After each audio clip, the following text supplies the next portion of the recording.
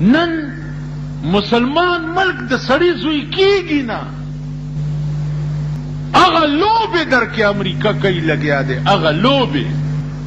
امریکا پتا کې اسلامک بلاک جوړول نه غواړي. کم مسلمان چې لګه سترګه وخی نو سترګه ته وباسي. نو دا ټوله لوبه در کې دا بدمعاش ملک کوي چې نن په ټولي دنیا لویا بدمعاشي د امریکې ده. هغه لوبه تاسو کې کوي او مونږ خورایو نه یو. نو ماما چې څوی خدای دې چریم خپه نه کی، خورای باغه منی خامخا. قرآن دو خبرې کړې دي، لا تتخذوا اليهود والنصارى اولیاء. یهود او نصارا به دې ته به دوست نه وي. دا ایټمي مواد چې دی چا راوړی پاکستان ته، دا تاسو ټولو ته پته ده. دا بوټو راوړی و چې ایټمي مواد یې راوړو، د ایټم اراده وکړه نو پانسي یې کړو. ټیک شو. ضیاءالحق چې د امریکې خلاف اراده وکړه، پاسې په اسمان کې په مارغانو غوښې وخوړې. ټیک شو. د مدینې خطیب چې د امریکې خلاف د مدینې په منبر باندې وویلې، ورشي هغه کیسټ پاکستان ته راغلی، واورئ چې هغه خطیب یې کوم خوا غیب کړو. دا دعا وکړئ، د جمعې ورځ ده او په دې ورځ کې یو وخت داسې دی چې الله پاک د هر چا دوا قبلوي. دو دواګانې وکړئ چې یا الله یو خو ته د ټول مسلمان ملکونو اسلامي بلاک جوړ کړي چې ټول مسلمانان یو بلاک شي، بیا کافر د دوی جواب نشي کولی. د خدای دې مهربانۍ ته وګوره په اسلامي ملکونو عربو باندې هغه شی ورته الله په ځمکه کې راویستی دی چې امریکا ورته محتاجه ده که نه. که نن سعودي عرب او عرب اسلامي ملکونه په امریکا تیل بند کړي، د امریکې بیړه به تباه شي که تباه به نه شي. زه وګورم چې بیا دې جازونه څنګه الوځي. نو زما عزیزانو عرض مې دا و چې نن که هندو اراده کوي د مسلمان خلاف، هم د امریکې اشاره ده. هندوانو دماکې وکړې، چا په باندې رد عمل ظاهر نه کړو، چا نه کلکټن ویلې، نه بل ویلې، نه بل ویلې.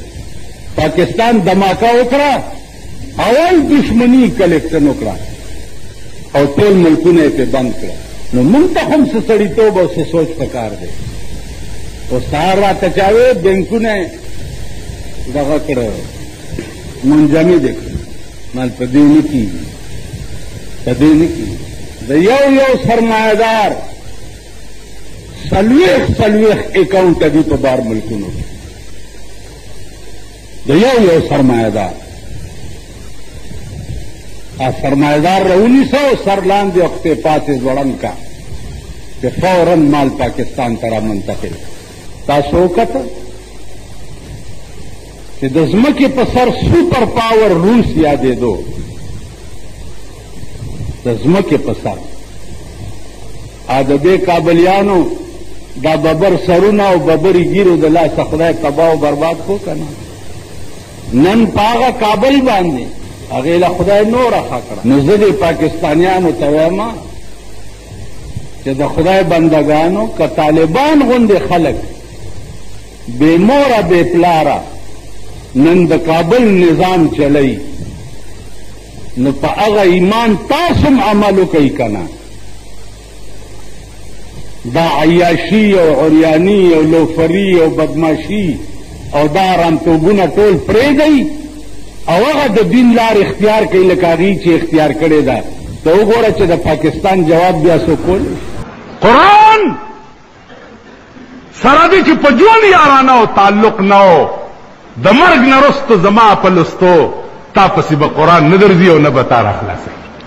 قرآن سره به رابطه او تعلق په ژوند پیدا کوي، ته به ورسره اشنایي جوړی. دی خو وګورئ ابو طالب څوک و؟ څوک و؟ د رسول الله صلی الله علیه وسلم ترو. او دومره خدمتونه د پیغمبر کړیو چې